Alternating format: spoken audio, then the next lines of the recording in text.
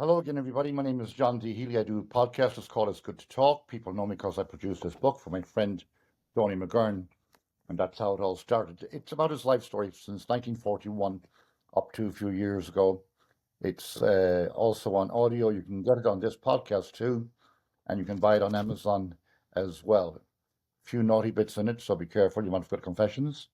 My sponsors are Liffey Van Lines, a moving company here in New York City, and they've been around longer than the New York City Marathon, running very smoothly. When it comes to lifting, like if you do the lifting, no doors fall off and they've no loose screws. I want to give a shout out to the Irish Examiner, USA.com, a great newspaper here in the New York City area, brings you up to date on the arts, news, sports, and some politics as well. A nice variety of stuff. So, and some of these podcasts will be transcribed onto the paper. So, shout out.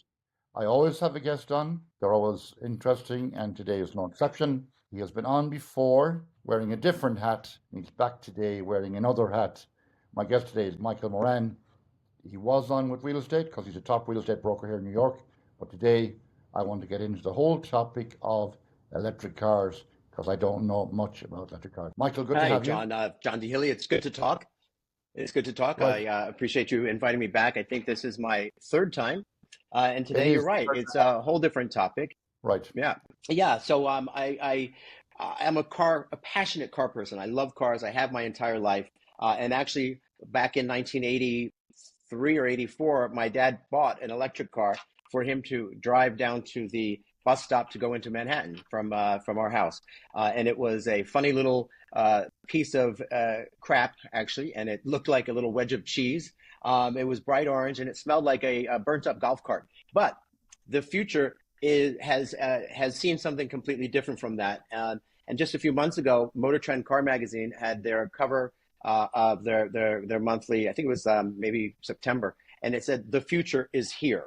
So the electric car is a very controversial topic, and I don't know everything, and I will just say that from the start. But I have done a lot of research over the years, and I love it. And my next car will be fully electric.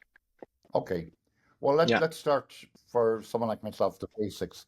Most people want to know, I guess, the range, the distance compared Yeah. to the old gas guzzler.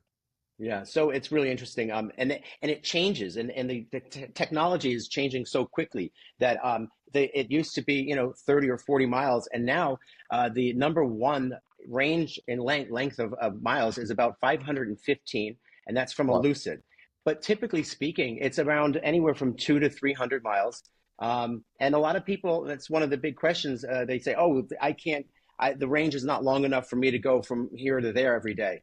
Well, the fact of the matter is the average buyer of a car, the average owner only goes less than 50 miles a day. So you're Okay. talking that if you go Monday through Friday, you can do that on a full charge. Okay. Well, that's interesting.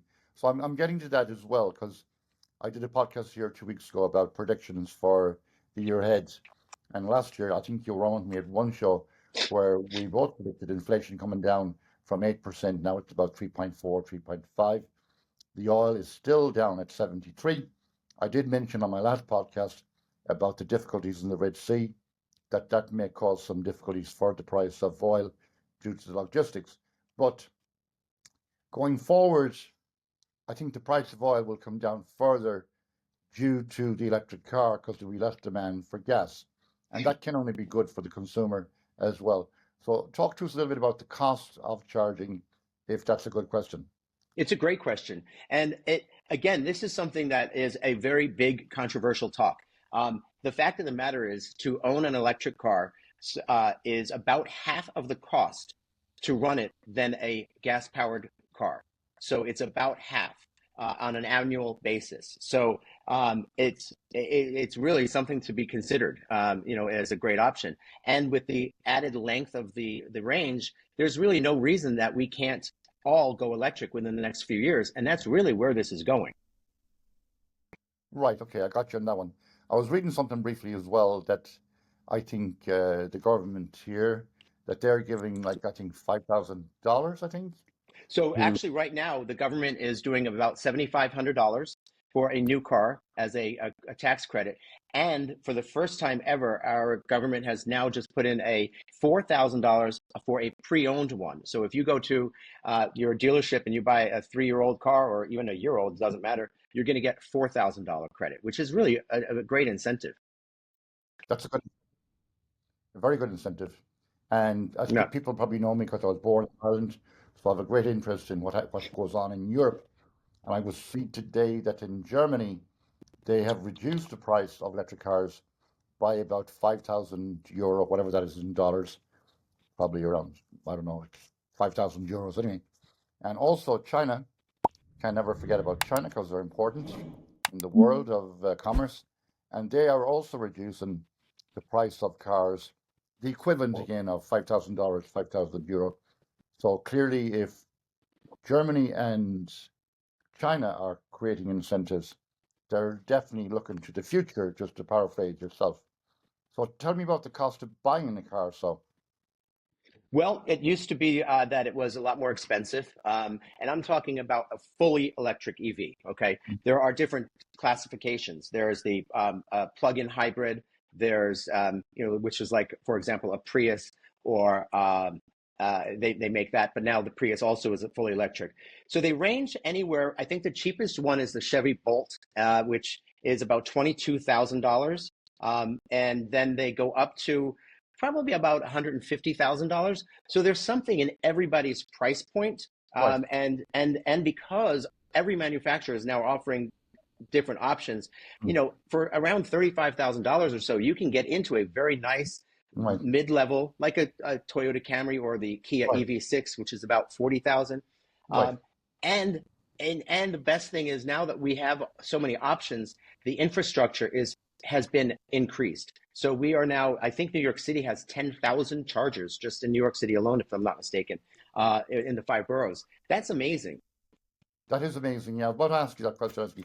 And also, from the point of view of charging, for someone like myself that doesn't know much about the charging thing, if you have, say, a nice house and you're into the housing market somewhere in the subs, can you plug it into your ordinary electric outlet?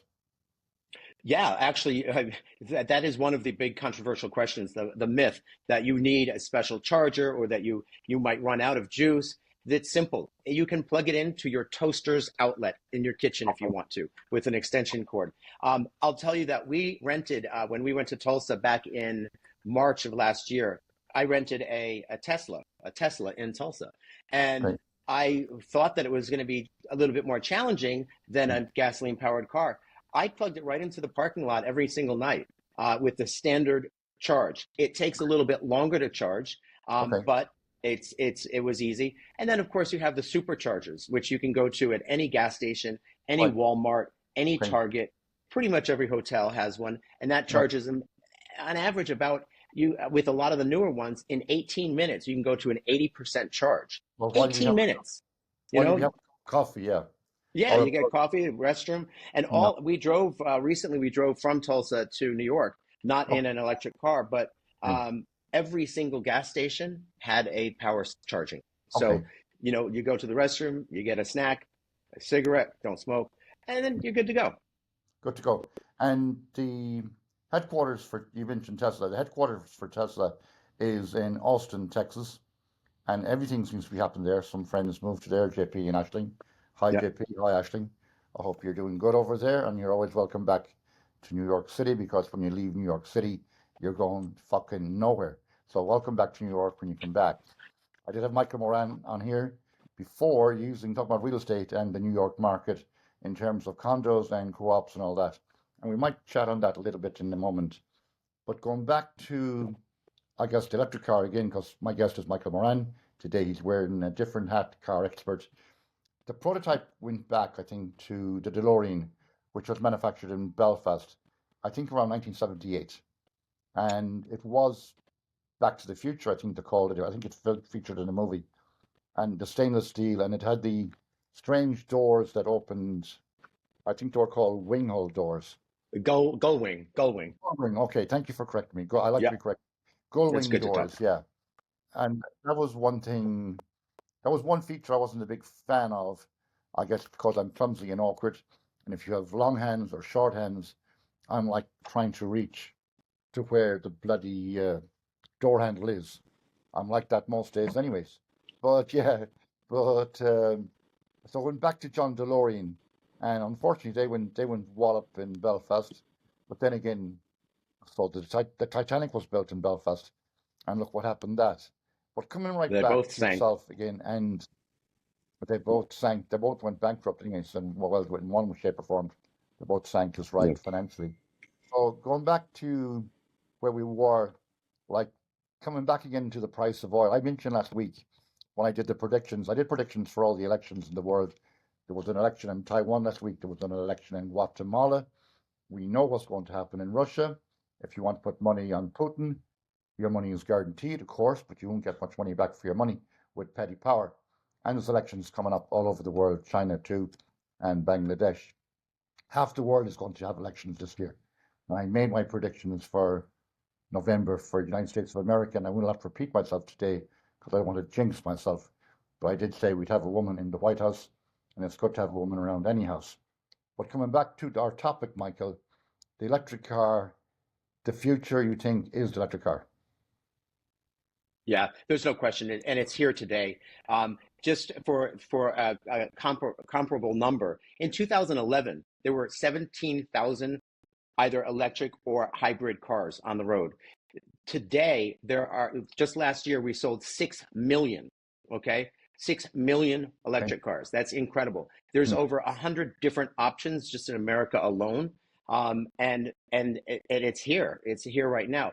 It is a controversial topic, and it is also a little bit of a political topic because we all know that climate change is here. A lot of people may argue on that, and those people, typically speaking, are buying, excuse me, buying very big gas guzzlers, and they're not really willing to talk about the electric car. But it is a controversial topic because climate change is real, and the electric carbon footprint is so much better with an electric car. Well, I want to play devil's advocate for a moment because I Sure. know people like myself that are old fashioned and feel that the gas guzzler, as you call it, or the petrol car, gasoline car, that they are will be stuck with that in their own way, and it'll take them time for it to change to the new version of electric car. And that's one aspect of it. I can understand those people too. They're set in their ways. It's a new idea. It's probably like when someone got the first computer and they didn't know how to turn it on, and it took them a while to get used to it, or even your mobile phone. The first time a mobile phone came out, I know I was at a think tank for that myself once upon a time. But as well as that, Mm-hmm. getting back to something you're very good at yourself, that's sales. Does it take a different sales person, a different salesman to sell electric car than it does to sell a petrol car? That's a good question. And I love the fact that we do not prep our questions and answers. So I will tell you that it can be the same salesperson, but that salesperson has to understand the uh, the the pros and the cons of owning an electric car. So you can't just start to sell that. You have to understand the car, and you got to be a little bit more passionate too. And then I just want to mention that a lot of people with change regarding that. A lot of people don't like change. My grandfather, for example, he didn't even want an airbag. Oh, it's not going to be a good thing. Well, guess what? Airbag is now in every car, and it saves hundreds of Yes. millions of lives a year. He didn't like anti-lock brakes because, oh, I can pump the brake faster. No, you can't. He didn't like a lot of the technology that came into these cars. Too many things can break. Well, with an electric car, there's a lot less moving parts. There's only one motor, and that's charged off of electric. So you don't have the transmission problems. You don't have oil leaks. You don't have all of these other issues. And it does take time to understand that. So it could be the same salesperson, but that salesperson has to be trained on EVs. Okay, I totally agree with that. I like that concept. The first time I bought a car was a Ford Escort, and it was kind of bright green, had a black vinyl roof in it. It looked really, really good, and it said sports model on it. And the salesman that sold it to me, he said there was one previous owner in Ireland, and she was a nurse from a town called Mullingar. And I remember I bought the car. I remember a few months later going through Mullingar. I said, why would a nurse want to be driving a sports car? The hospital is only a quarter of a mile away. And then I knew he got me because I thought if a nurse drove this car, she probably kept it very well. Well, bullshit. Anyways, the car wasn't that good. So I traded it in for a Datsun, which is a Japanese built car at the time. And they were new in the country. And I did the same thing that salesman did to me. When I went in, I said, look at this green and black sexy sports car. One previous owner before me, she was a nurse and she cared for it well. And I got a good trade in. So talking about trade ins, if somebody goes to buy a Tesla, as you call it, will they take a trade in of a gas car, a petrol car? Absolutely, absolutely. First of all, one thing I want to go back to the Datsun in a second, but all dealerships are willing to take a petrol car for a gas car. The markup on used Okay. cars is enormous. It's almost like a mattress and eyeglasses. Those are the three products sold in America that have the highest markup and profitability. So they definitely will. And they'll also take the a pre-owned EV car. Now, Tesla likes to take them back himself and turn them into taxi cabs, and he's actually hoarding or stockpiling them for the future. I said, when you say he, Good. I'm assuming you mean Elon Musk. Yeah.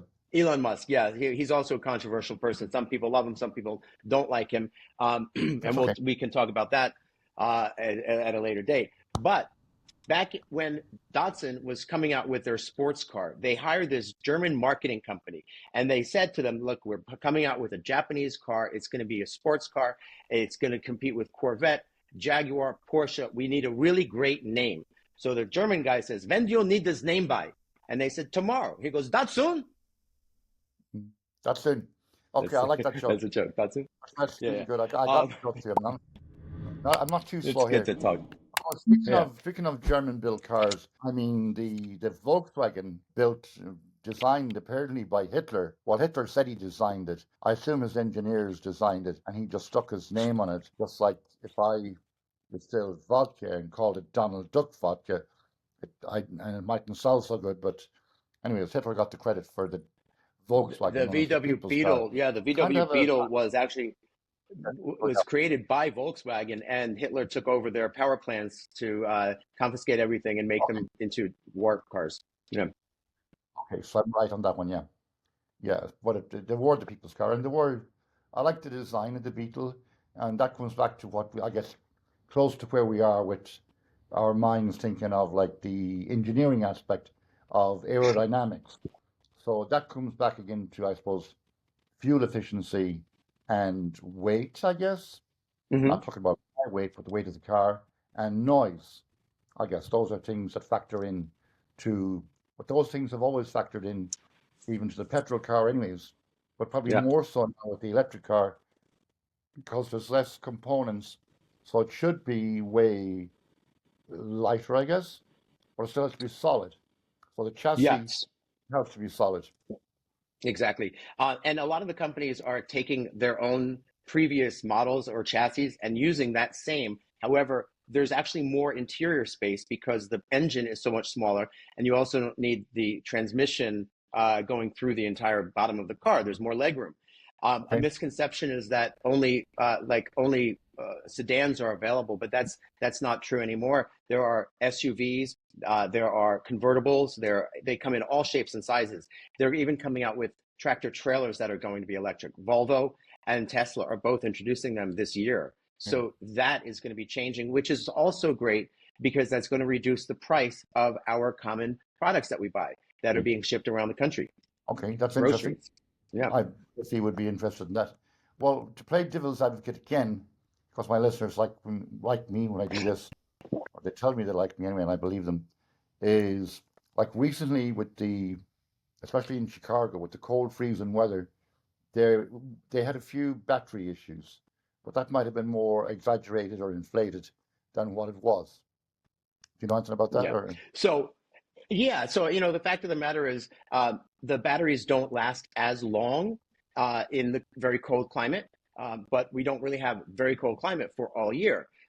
So the what you do is you charge at night when there's less power grid being used, so that it's easier, and you're going to be fine. Again, these cars last 3, 4, 500 miles. Some of them were 2 or 3. But the 85% Right. of Americans drive less than 50 miles a day. So that is, Okay. it was an exaggeration by the press. And, you know, what you have to do is make sure the roads are clear so you can get to a charging station or plug it in your garage. Okay. Be All right. prepared. Same thing with a gas car. I, You know, you've got to be prepared. Fill your tank up before the snow. yeah, I kind of assumed that myself, to be quite honest, because sometimes, Yeah. like the negative press wants to do the negative things. It was like, I think Toyota had 12 years ago, 14 years ago, got bad press too. And I told my nephew, who's also my godchild, that I love dearly, and I advised him to buy a Toyota. And he bought the Toyota and he had it for 12 years. Best car he ever bought, best car he ever drove. So Yeah. the negative press stopped him from buying a Toyota. Yeah. So what else are we to talk about, Michael, in terms of electric cars? Well, I do think that, you know, I can just go over a couple myths. A lot of people say there's nowhere to charge. Right now, there's over 51,000 charging stations. That's going up to 150,000 public charging stations this year alone. It's tripling. So that myth is busted. The range is also busted. I have a lot of people that complain, oh, I won't be able to go, you know, 500 miles on a. Well, you can't even go 500 miles on a full tank of gas. Okay, my car gets 525 miles on a full tank of gas. I get 30 miles per gallon. I do have a hybrid, and it's a very heavy car. So that is another myth. The shapes and sizes is a myth. The carbon footprint. Some people say that it takes longer, you know, that the battery length, it doesn't last. The average battery for an EV lasts about 100,000 miles, okay? And they're warranted for 8 to 10 years. You don't get Okay. that with a normal petrol-powered car. And they're like, Oh, oh, I it's not totally going to agree with last. The fact of the matter is, most people don't even keep a car for 10 years. They keep it for 3 or 4. People like to change. So there's a lot of the that. myths are people that don't want to accept it, and they're created by those people. Well, Um, I'm glad the we cleared up some of those things. Yeah. To buy a Right. new Okay. battery So ranges from $4,000 to $20,000. That cost is coming down substantially. It'll be half of that price by next year. And again, you don't have to buy a new battery often. It's not like you have to replace the transmission in a normal petrol car. You have to. But they last a lot longer. so the price of the battery And again, there are a you said lot. is $20,000. It ranges depending on the car, anywhere from 4,000 to 20,000. All right. Okay. And obviously the 20,000 would be in a more expensive car, but they last 10 years, over 100,000 miles. Okay. All right. Okay. So it's Yeah, like trading up, basically. Yeah. All right. So my exactly. guest is Michael Um, Moran. I'll My guest plug is Michael myself Moran. with My my podcast is called It's Good to social. Talk.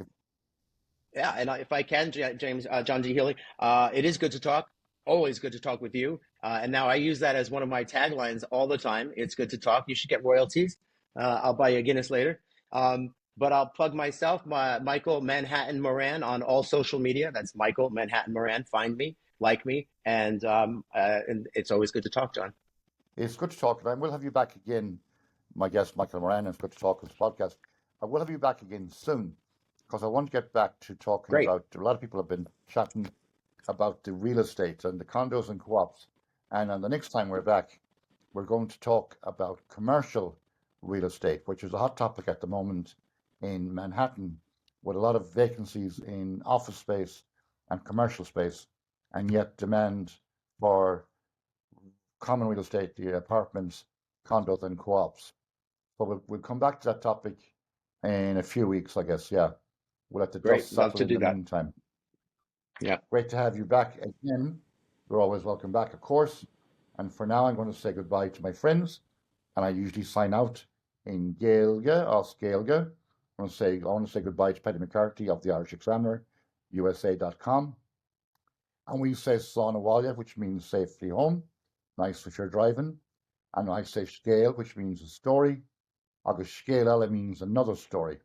And Elaine Chinton, mar the Chinton Féin, means there's no home place like your own home place. So New York is the greatest city in the world. And as I told my friends in Austin, Texas, when you leave New York City, you're going fucking nowhere. So I'll say goodbye for now, okay? Bye, Michael.